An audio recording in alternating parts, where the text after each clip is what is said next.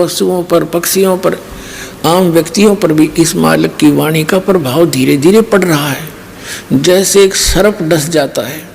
पहले आध्यात्मिक तरीके से इलाज होया करते थे, तो गारुड़ क्या करते थे, सब पहले एक मंत्र सिद्ध कर लेते थे, भगवान वेदों का मंत्र, और उस मंत्र के आधार से वो सर्प डसे हुए व्यक्ति जो अचेत पड़ा है उसके ऊपर वो मंत्र बुदबुदा कर, मंत्र बोल बोल कर उसका विष उतार देते थे।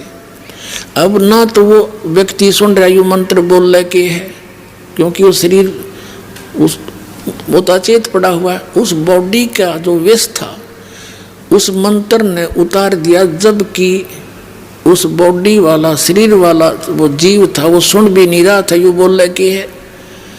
तो इसी प्रकार हमारे जो अंतःकरण के अंदर इन पाप कर्मों का विष चढ़ा हुआ है, आत्मा अचेत है, नहीं सुनना चाहती, और ये परमात्मा की वाणी चलती रहेगी किसी ना किसी कारण से, कहीं ना कहीं से, बस में बैठे वहाँ लगा दिए, तो ये ऐसे असर करेंगी जैसे गारुड़ का मंत्र करे से करता है।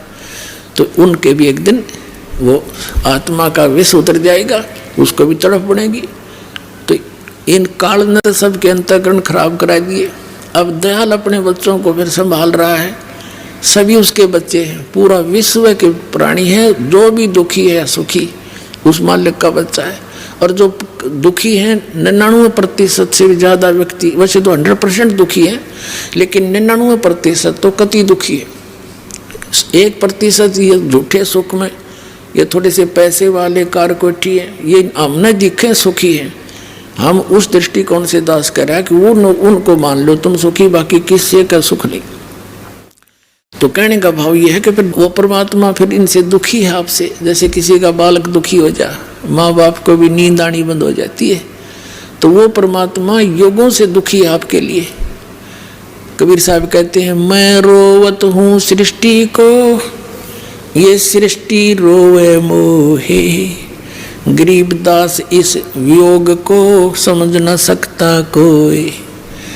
परमात्मा कहते हैं, गरीबदास साहिब जी बता रहे हैं कि कबीर साहब ये कह रहे हैं कि मैं तो इन्हें रो रहा हूँ कि मैं भगवान हूँ, तुम गलत स्थान पर रह रहे हो, ये काल का लोक है, और तुम जिन संतों और पंथों में जाकर के जो साधनाएं कर रहे हो ये काल की पूजा है, इससे मोक्ष नहीं हो सकता। मैं रोवत हूँ सृष्टि को और सृष्टि रोवे मोहे, ये मुझे खोज रही है हे सुख, क्योंकि हे सुखदाई भगवान, हे परमात्मा हमने ऐसा सुख देना, हमें ऐसा सुख देना, मेरे बच्चों की, मेरे परिवार की खैर रखना। कसाई के बाड़े में बंध रहे और बकरे अपने बच्चों की कुशल मनावे, कब तक? अब दयाल के बाड़े में आ जाओ, बरवाला आश्रम में, और फिर देखो काल निकट आके दिखाइयो।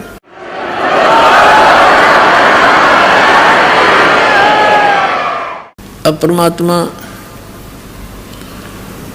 अपने उस विधान अनुसार गोता मारूं स्वर्ग में जा बैठूं पाताले,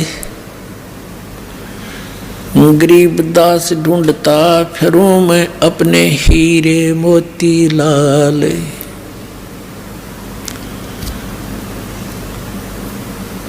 अब उस आधार से आपको थोड़ी सी एक कथा सुनाते हैं। एक धर्मदास नाम के बांधवगढ़ के रहने वाले एक सेठ थे, बहुत बड़े वैश्य कुल में जन्म था। एक रूपदास नाम के एक संत से उनने उपदेश ले रखा था। श्री राम, श्री कृष्ण, श्री विष्णु, श्री शंकर भगवान के कट्टर पुजारी थे। एकादशी का व्रत रखते थे। 65-70 साल की उम्र हो गई थी।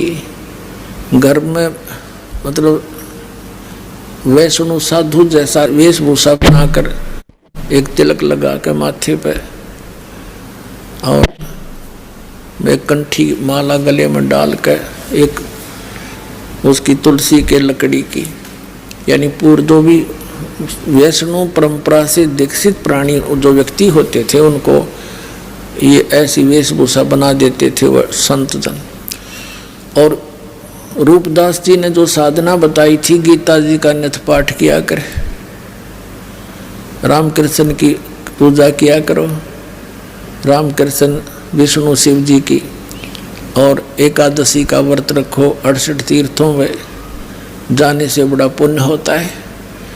तो काल प्रेरणा से वो ज्ञान प्राप्त श्री धर्मदास जी 68 तीर्थ पर भ्रमण करते हुए, क्योंकि लास्ट समय आ रहा था उसके जीवन का, उसने सोचा 68 तीर्थ कर लूँ। धन बतेरा लड़का था उसका, एक वो युवा हो रहा था, उसने काम संभाल लिया था। उसने सोचा लास्ट समय चल रहा है जीवन का, जैसे गुरुजी ने बताया सारा ये काम कर चालूं। अब जिसको भगवान की चाह है वो तन मन धन से लग जाता है। अब पुण्यात्माओं, आदरणीय गरीबदास साहिब जी ने परमात्मा से प्राप्त अपनी दिव्य दृष्टि के बाद उस आत्मा और परमात्मा का जो संवाद हुआ और जैसी लीला भगवान किया करते हैं वो चित्रार्थ की है, सुनाता हूँ आपको। आपको दास ने बहुत बार बताया, इन वेदों और गीता जी और पुराणों का ज्ञान दास को सन 2000 में हुआ।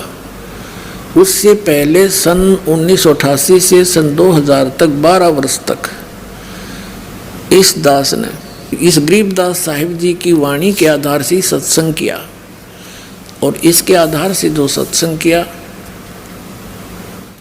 वो भी हमारे जो पुराने भक्त उनको सबको मालूम है, वो कैसेट अभी तक उनके पास उपलब्ध है। और फिर ये सदग्रंथों प्रमाण देखे, ओए होए। अब क्या बताते हैं, जैसे गरीबदास जी कहते हैं, सतगुरु आए दया करी, ऐसे दीन दयाले, बंदी छोड़ वृत्तास का, जठरग्नि प्रतिपाले।